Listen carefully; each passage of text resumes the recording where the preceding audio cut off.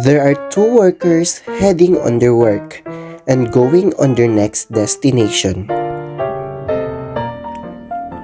While going on their track, the boss always put his seatbelt in order to be safe.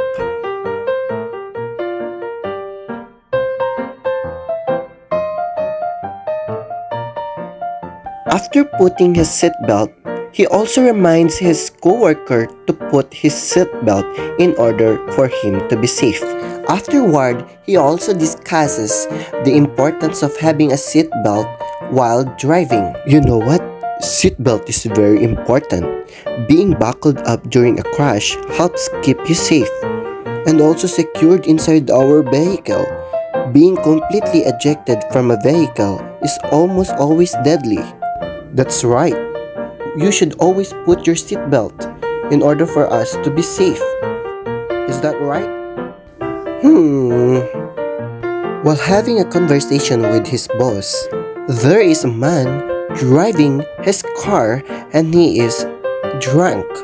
Then suddenly, they witness how the car crashing on the street light and witness the accident of the man.